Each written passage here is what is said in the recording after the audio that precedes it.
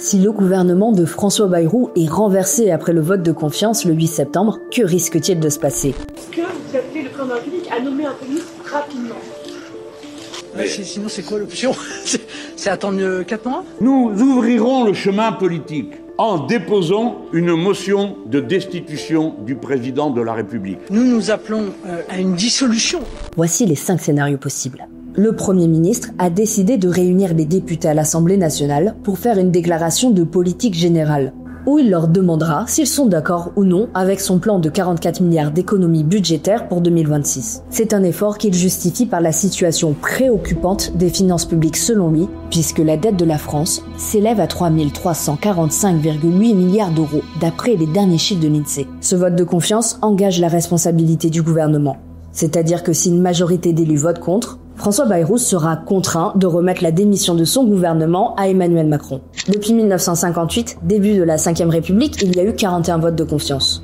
Et jamais aucun gouvernement n'est tombé à son issue. En fait, à chaque fois, l'exécutif disposait d'une majorité à l'Assemblée nationale, ce qui, cette fois, n'est pas le cas pour François Bayrou.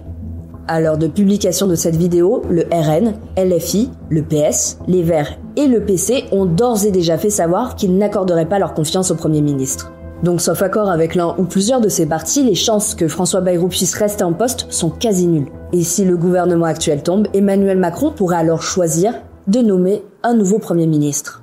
Le président a le droit de désigner la personne de son choix, donc il pourrait totalement, s'il le souhaite, renommer François Bayrou. Car rien ne l'empêche légalement de le reprendre, même s'il vient de tomber. Ou alors il pourrait prendre un autre Premier ministre issu du socle commun, c'est-à-dire une personnalité des partis Renaissance, Modem, Horizon ou les Républicains.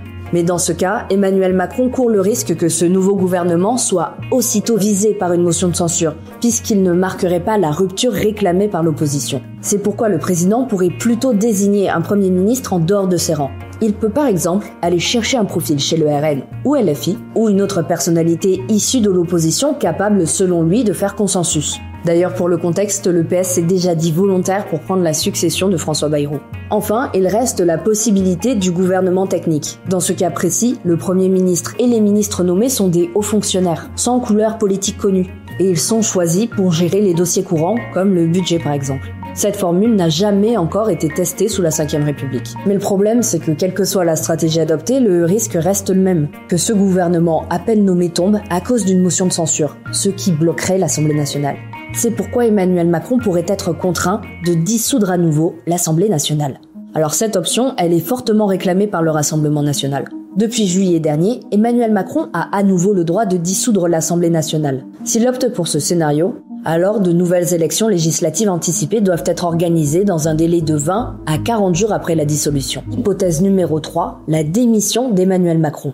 Pour sortir de la crise politique, le chef de l'État pourrait décider de présenter sa démission, afin qu'une nouvelle élection présidentielle soit organisée. L'intérim à l'Élysée sera alors assuré par le président du Sénat, actuellement Gérard Larcher, et c'est à lui qu'il incombera d'organiser sous 20 à 35 jours une nouvelle élection présidentielle. Mais si on se fie aux dernières déclarations d'Emmanuel Macron, eh bien la démission, c'est pas vraiment quelque chose qu'il envisage. Le mandat qui m'a été confié par les Français et par personne d'autre est un mandat qui sera exercé jusqu'à son terme, conformément à l'engagement que j'ai pris à l'égard des Français, n'en déplaise, y compris à ceux qui ont été défaits à plusieurs reprises lors de ces mêmes élections.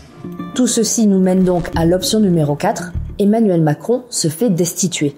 C'est ce qui est demandé par Jean-Luc Mélenchon. Il a annoncé que les députés insoumis déposeront le 23 septembre, comme l'an dernier, une motion de destitution d'Emmanuel Macron. L'article 68 de la Constitution prévoit que cette procédure peut être déclenchée en cas de manquement du président de la République à ses devoirs manifestement incompatibles avec l'exercice de son mandat. Mais sans entrer dans le détail, c'est un processus qui est très long et très codifié également, donc LFI a peu de chances de voir cette motion aboutir. D'ailleurs, ce n'est jamais arrivé dans l'histoire de la Ve République. L'option numéro 5, celle des pleins pouvoirs.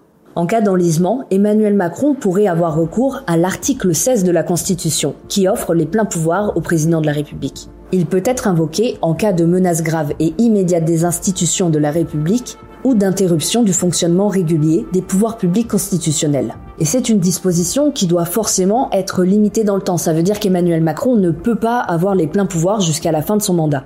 Alors certes, cette hypothèse, elle agite beaucoup les réseaux sociaux, mais il faut savoir qu'elle n'a été appliquée qu'une fois sous la Ve République par Charles de Gaulle, du 23 avril au 29 septembre 1961, après la tentative de coup d'État de 4 généraux en Algérie française.